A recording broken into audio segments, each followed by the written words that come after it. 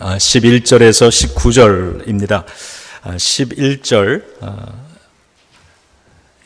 제가 봉독해 드리겠습니다. 예수께서 예루살렘으로 가실 때에 사마리아와 갈릴리 사이로 지나가시다가, 제가 센터빌에서 운전을 하다 보면은 이 메릴랜드 라이선스 플레이트를 단 차들을 만나는 게 쉽지가 않습니다.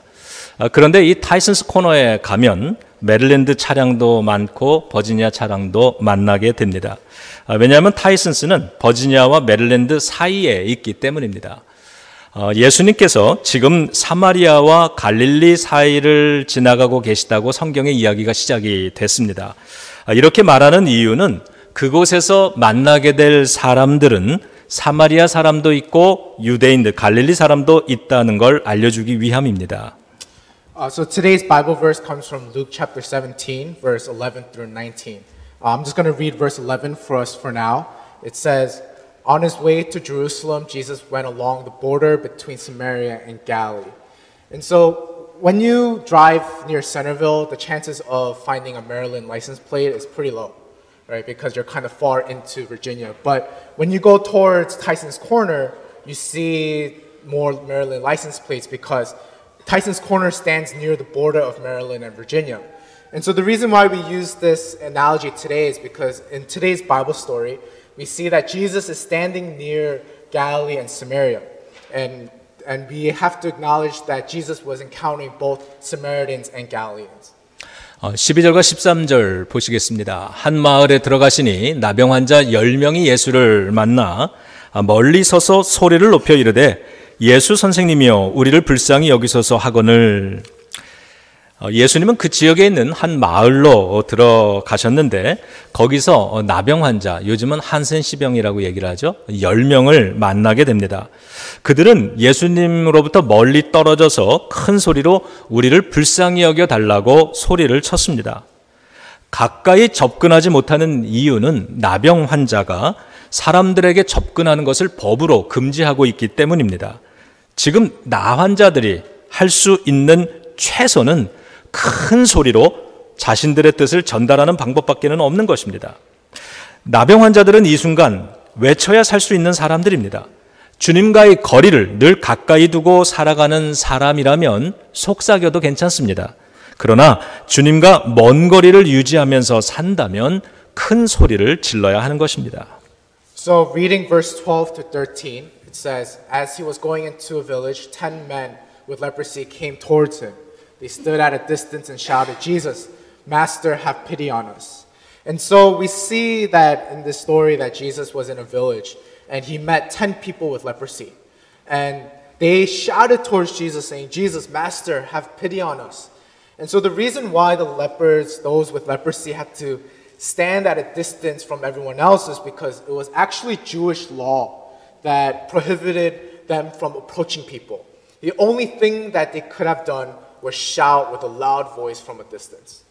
나병 환자는 지금 이렇게 주장하지 않았습니다. 내가 소리를 지르지 않아도 예수님은 내 형편을 다 아실 테고 내가 속삭이는 소리도 들으시는 분이니까 나는 소리 지르지 않아도 예수님이 알아서 다가와 주시고 고쳐주실 거야, 이렇게 말하지 않았습니다. 여러분, 믿음 같아 보이지만 믿음이 아닌 것들이 있습니다. 이 순간의 믿음은 속삭이는 게 아니라 멀리 계신 예수님을 향해 간절한 마음을 담아서 목소리 높여 소리 지르는 것입니다. 가까이 다가가지 못하면서 큰 소리로 외치지도 않는다면 결과는 너무나 뻔합니다. 그러면 응답받을 수가 없습니다. 그런 의미에서 오늘 이 12절과 13절은 우리에게 두 가지 질문을 던집니다. 당신은 예수님과 가까이 살고 있습니까? 만약에 그렇지 않다면 당신은 예수님께 큰 소리를 지르며 살고 있습니까?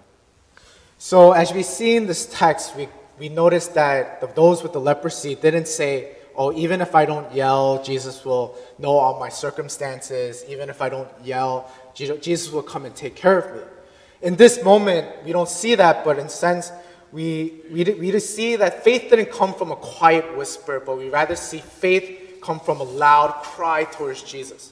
Logically speaking, if you're trying to send a message to someone, right, and if you can't get close to that person, you have to speak loudly, right? The result is obvious, right? The receiver won't receive your message, and they can't respond back if you're not loud and you're from a far distance. And so today, verse 12 and 13 asks us two questions. It says, 1, are you living near Jesus? And 2, if not, are you crying out loudly towards Jesus? 14절 읽겠습니다. 보시고 이르시되 가서 제사장들에게 너희 몸을 보이라 하셨더니 그들이 가다가 깨끗함을 받은지라. 이 14절에서 보시고라고 하는 말로 시작을 합니다. 예수님이 그들을 보셨다는 겁니다. 큰 소리로 도와달라고, 우리를 긍휼히 여겨달라고 그렇게 외치는 것이 예수님의 눈길을 사로잡았던 것입니다. 그리고 예수님은 곧바로 이렇게 말씀하셨습니다. 가서 제사장들에게 너희 몸을 보여주어라 그랬어요. 가서 제사장들에게 너희 몸을 보여주어라. 이 순간 예수님은 여러 가지 말씀을 하지 않으셨습니다. 예를 들면 네 병이 얼마나 중하냐 이렇게 묻지도 않으셨고요. 너희가 나를 믿느냐 이렇게 물어보지도 않으셨습니다. 대신에 그들을 쳐다보시고는 곧바로 이렇게 말씀하셨다는 겁니다. 가서 너희들의 몸을 제사장에게 보여주어라. So verse 14, it says, Jesus looked at them and said, Go show yourself to the priests. On the way there, they were healed. Right? We see Jesus saw their crying out loud, help, help. Jesus saw their cry, and Jesus immediately responded by saying simply, Go and show yourself to the priest. What's interesting here isn't Jesus didn't say, How serious is your illness, or do you believe in me? But he just simply said, Go and show yourself to the priest. 본문에 의하면 이 순간 예수님은 다른 때처럼요, 네가 나를 믿느냐 이렇게 묻지 않으셨다는 거예요. 왜 묻지 않으셨을까? 저는 이게 궁금했습니다.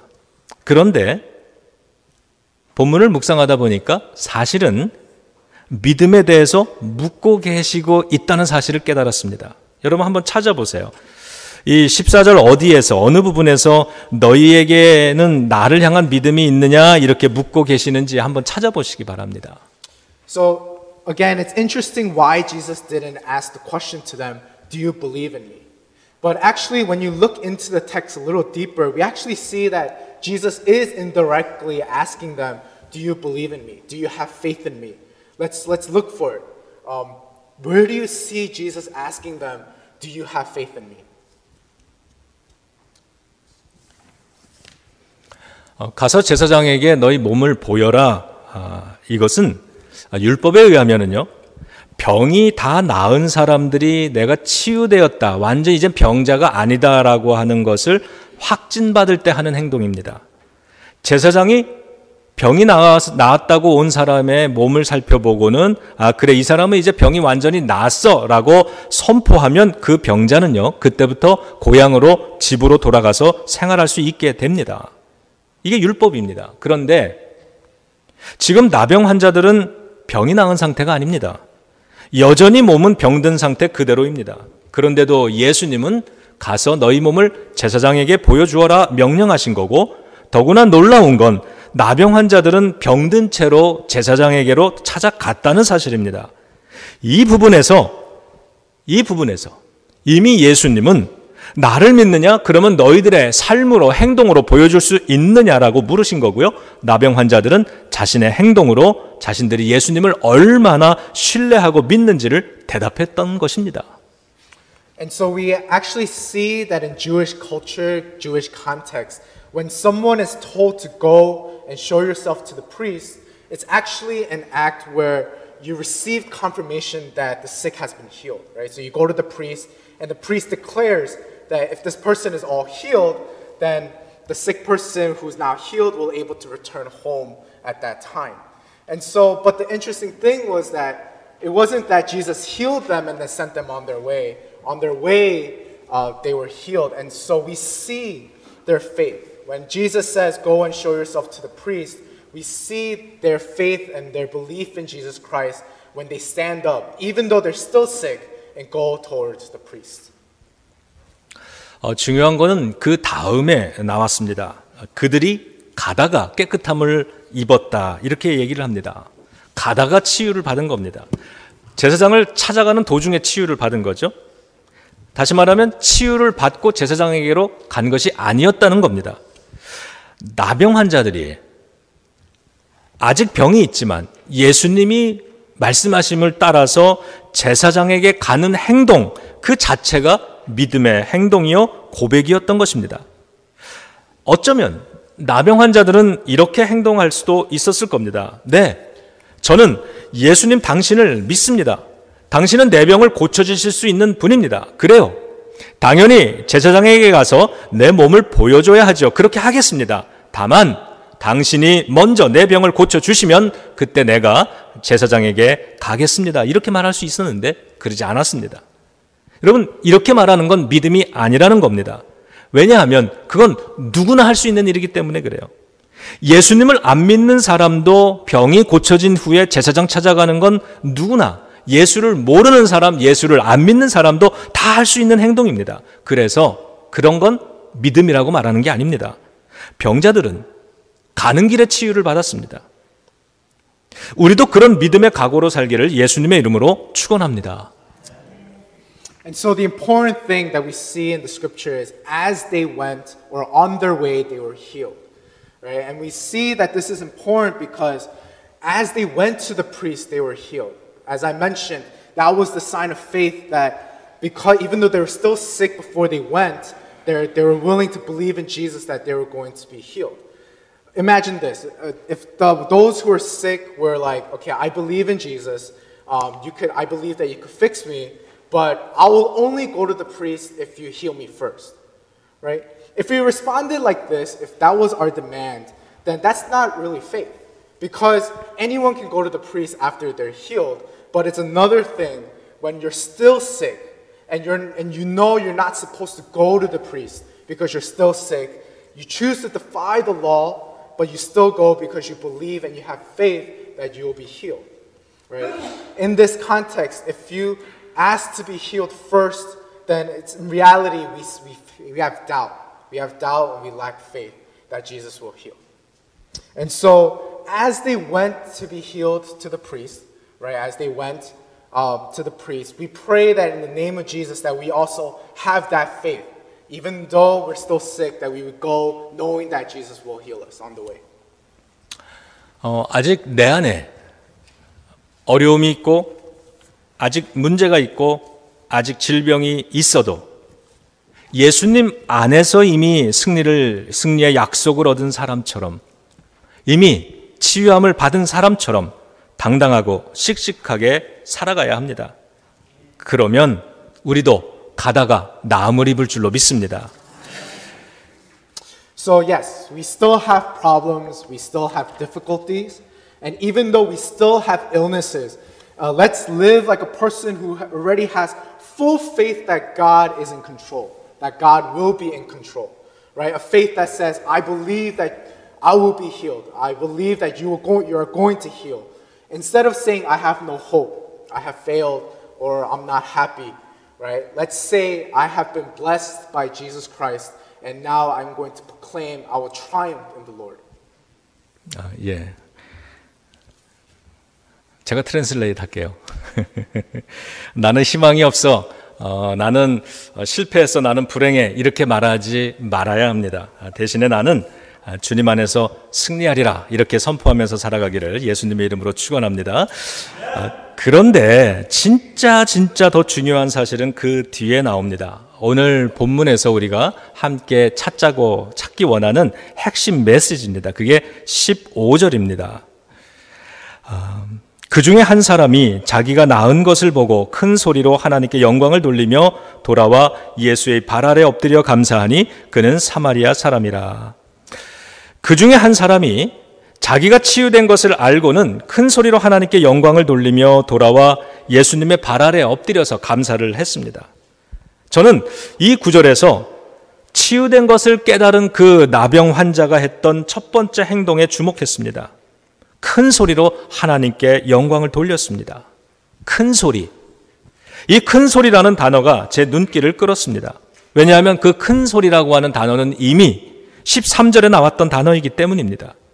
처음에 그들이 예수님을 찾아와서 고쳐달라고, 자비를 베풀어달라고, 긍휼히 여겨달라고 그렇게 말을 할 때 소리 지르던 모습은 소리를 높였던 것입니다. 그리고 치유받은 지금 이 한 사람, 그가 하나님 앞에 영광 돌리는 목소리는 큰 소리였습니다. 처음보다 더 큰 소리로 하나님께 영광을 올렸다는 거죠. And so this isn't the end of our sermon. We see another, if not an important fact that comes later. It's the key of the message for today. It comes from verse 15. And I'm going to read 15 and 16. When one of them discovered that he was healed, he came back, shouting praises to God. He bowed down at the feet of Jesus and thanked him. The man was from the country of Samaria. When one of them was healed, we actually saw that he turned back to Jesus, and with a loud voice, he praised God. Right? When we read the verse, we see the sick men that raise their voice, crying out for help. But this man in particular, he comes back after he's healed, and he raises his voice just as loud, if not even louder, giving praise to God. We see him praising God even when he realizes the miracle of Jesus because he wanted to thank him. 그런데 이 9명의 나머지 나병 환자들은 그렇게 하지를 않았습니다. 10명 중에 9명, 다시 말해서 10번 중에 9번 정도, 혹은 우리 중에 90%의 사람들은 어렵고 힘들 때 큰 소리로 예수님 도와주세요, 날 구해주세요, 지켜주세요, 문제를 해결해주세요 기도하지만 문제가 해결된 이후에는 하나님께 감사와 영광을 돌리는 그 목소리는 아주 작아진다는 그러한 사실입니다. 하나님께 도와달라고, 고쳐달라고, 해결해달라고 큰 소리로 기도하는 것보다 더 중요한 것은 응답받은 후에 하나님께 큰 소리로 영광을 돌리고 사람들에게 하나님이 행하신 이 아름다운 일, 은혜의 일을 간증하는 것, 그것입니다. 여러분의 목소리는 어느 때 더 크십니까?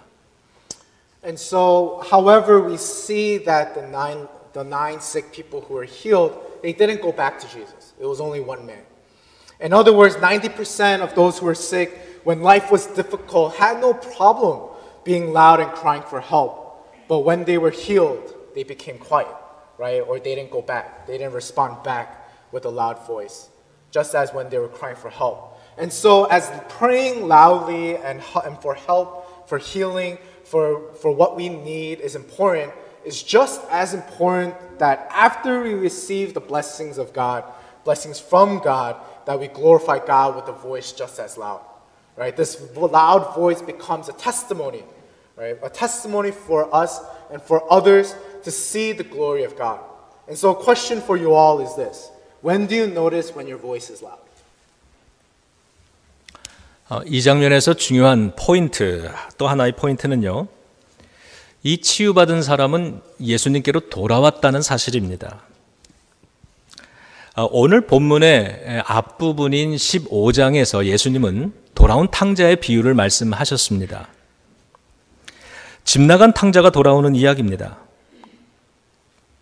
그런데 17장에서는 감사하기 위해 예수님께로 돌아온 치유받은 나병 환자의 이야기를 계속 다루고 계시는 겁니다. 탕자만 돌아오는 게 아닙니다. 치유받은 사람들, 은혜를 입은 사람들도 돌아와야 한다는 것입니다. 여러분, 그 탕자의 비유에서 큰아들 기억하시죠?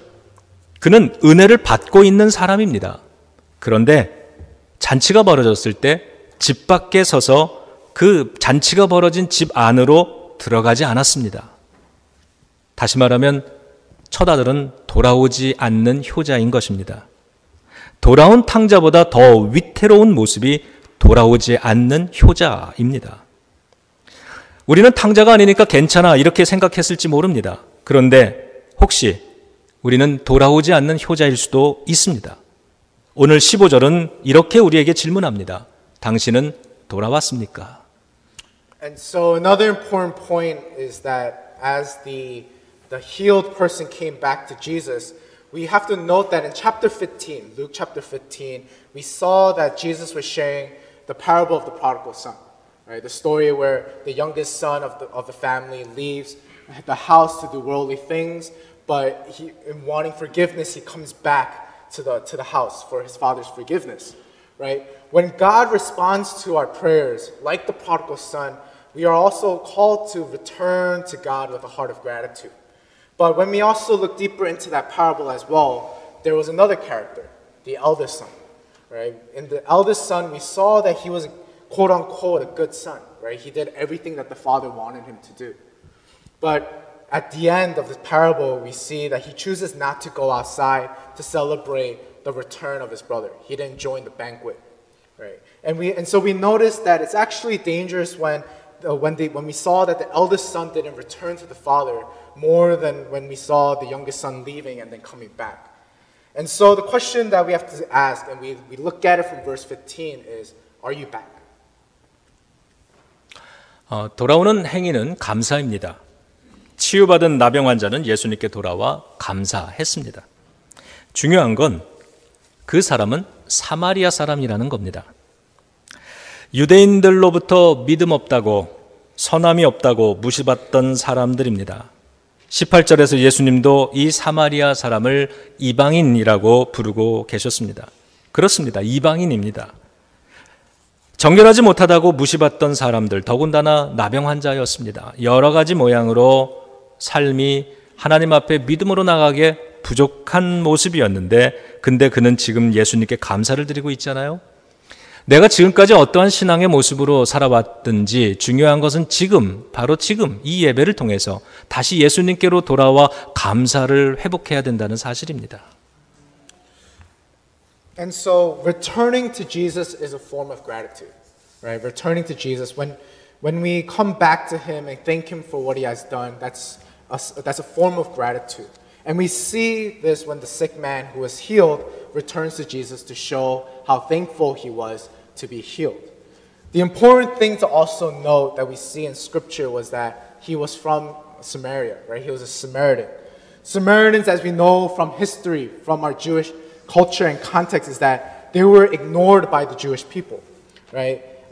And so when we see that this Samaritan man actually comes back to Jesus and thanks him, right, we see that actually that's very surprising, right? The person that you would expect the least to come back and give thanks to God actually gave thanks to God, right? Gave thanks to Jesus Christ. 17절 보시겠습니다. 예수께서 대답하여 이르시되 10사람이 다 깨끗함을 받지 아니하였느냐? 그 9은 어디 있느냐? 예수님은 물으십니다. 나머지 9명은 어디에 있느냐? 지금 이 순간 예수님이 찾으시는 그 9명 중에 혹시라도 내가 있으면 어떡하나, 내가 사랑하는 가족들, 자녀들이 있는 건 아닌가 두려운 마음이 듭니다. 17절은 우리에게 예수님의 음성으로 이렇게 질문합니다. 당신은 나머지 9명 중 하나입니까? 아니면 돌아온 이 한 사람입니까? 만일 우리가 감사하지 못한다면 그건 9명이 되는 겁니다. Let us look at verse 17. Jesus asked, weren't 10 men healed? Where are the other 9? Right? Jesus asks the man who is healed, where is the other 9? Right? When I read this, I'm afraid that within the 9 that Jesus is talking about, it includes myself or my family. So verse 17 challenges us and questions us in Jesus' name. Are you one of the remaining 9? Or are you the one who came back? 마지막 19절입니다. 그에게 이르시되 일어나 가라. 내 믿음이 너를 구원하였느니라 하시더라. 예수님은 이 돌아온 치유된 이 한 사람에게 이렇게 축복해 주십니다. 일어나 가라. 내 믿음이 너를 구원했다. 이 한 사람, 나병 환자였던, 더구나 사마리아 사람이었던 이 사람은 이날, 예수님을 만난 이날 몸의 치유만 받은 것이 아니라 영혼까지 고침받았습니다. 구원받은 기쁜 날이 되었습니다. 감사를 잊지 않았더니 구원까지 받는 축복을 얻었습니다. 우리가 어려울 때도 감사해야 되는 것이지만 앞으로 이렇게 좋은 순간이 올 때면, 그래서 너무 기뻐서 정신이 없을 만큼 좋아 미칠 것 같은 때가 오거든 이거 한 가지 꼭 기억하시기 바랍니다. 감사하라라고 하는 겁니다. Let's look at verse 19 as we wrap up. It says, Then Jesus told the man, You may get up and go. Your faith has made you well. We see that in verse 19 that Jesus blesses this man as when he came back. He says, Rise up and go your way. Right? Your faith has made you well. Right? We see that the Samaritan man wasn't just saved from his leprosy disease, but he was also saved spiritually. Right? We can celebrate that this man has received his salvation into heaven. When you don't forget to thank God, when you don't forget to say thank you, you also receive a blessing from God as well. Right? Even when it's difficult, we have to be grateful. But also, when we have times of difficulty, we want to be grateful, but we also have to remember that during the good moments that come in the future, the good moments now, that we even still say to God, thank you. 하나님이 행하신 일을 큰 소리로 간증하고 예수님께 돌아와 감사의 예배와 예물을 드리시기를 바랍니다. 감사한다는 것은 고맙다고 말하는 것이고 고마움을 표현하는 것입니다. 매일매일 하나님께 구체적으로 감사를 표현하면서 살아가시기를 예수님의 이름으로 축원합니다. So let us testify in a loud voice, just like this man did. Let's testify with a loud voice for what God has done in our lives, in our church, and return to Jesus to give thanks. Gratitude is saying thank you and expressing gratitude. Right? I pray that each of you could just each day say thank you to Jesus with a loud and firm voice. 이 시간에 우리 잠깐 기도하는 시간 갖도록 하겠는데요. 우리 조용히 묵상으로 기도하기 바랍니다. 이 시간엔 그동안 감사해야 되는데 감사하지 못했던 것, 또 내게 지금 주어져 있는 모든 감사의 조건들을 떠올리면서 생각나는 대로 최대한 많은 것들을 구체적으로 하나님께 감사하는 개인의 기도 시간을 한 2, 3분간만 갖도록 하겠습니다.